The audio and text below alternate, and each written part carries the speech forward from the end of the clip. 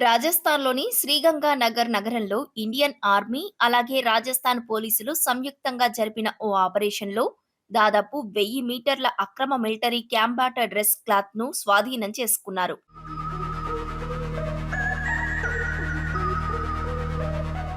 Army intelligence, స్థానిక పోలీసులు కలిసి శనివారం నిర్వహించిన ఈ మెరుపు దాడులతో స్థానికంగా పెద్ద కలకలం రేగింది.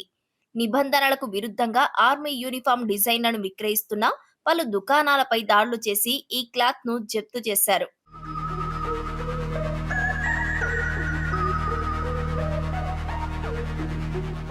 ఈ ప్రాంతంలో నకిలీ మిలిటరీ యూనిఫామ్లను సరఫరా చేసే ఒక పెద్ద నెట్వర్క్ పనిచేస్తోందని, ఈ దాడితో ఆ గుట్టు రట్టయిందని ఆర్మీ అధికారులు వెల్లడించారు.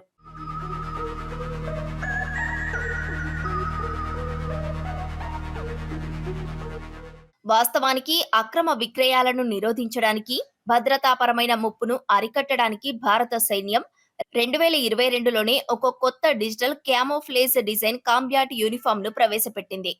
దానికి సంబంధించిన పేటెంట్ హక్కులను కూడా పొందింది.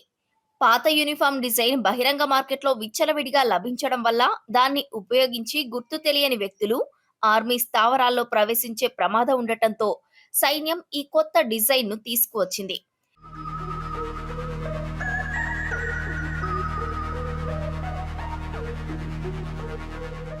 ఈ ఏడాది జూన్‌లో ఉత్తరప్రదేశ్‌లోని బరేలీలో కూడా ఇలాగే భారీగా నకిలీ ఆర్మీ క్లాత్ లభించింది.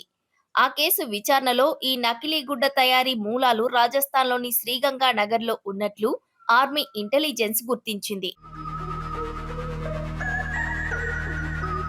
పక్కా ఆధారాల ఆధారంగా జూలై 30న పోలీసులు, ఆర్మీ బృందాలు కలిసి శ్రీగంగా నగర్‌తో పాటు లాల్‌గఢ్, జట్టాన్, సూరత్‌గఢ్ లాంటి సమీప ప్రాంతాల్లోని దుకాణాల్లో ఒకేసారి తనిఖీలు చేపట్టాయి. మిలిటరీకి చెందిన కాంబాట్ డ్రెస్ డిజైన్ ఉన్న గుడ్డను అధికారికంగా కలిగి ఉండటం, విక్రయించడం లేదా ఉపయోగించడం చట్ట ప్రకారం తీవ్రమైన నేరం. ఈ రకమైన క్లాత్‌ను ఉపయోగించి అసలైన సైనికుల్లా నమ్మించి ఆర్మీ స్థావరాల్లోకి చొరబడే ప్రమాదం ఉందని అధికారులు ఆందోళన వ్యక్తం చేశారు.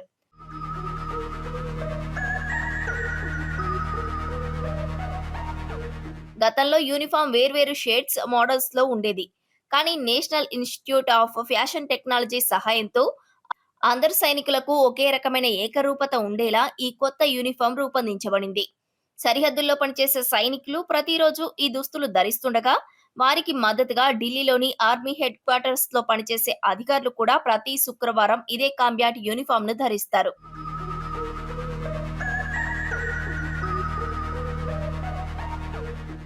అలాంటి సున్నితమైన యూనిఫామ్ డిజైన్‌ను అక్రమంగా తయారు చేసి విక్రయిస్తున్న ముఠాలపై ఇకపైన కఠిన చర్యలు కొనసాగుతాయని ఆర్మీ స్పష్టం చేస్తుంది.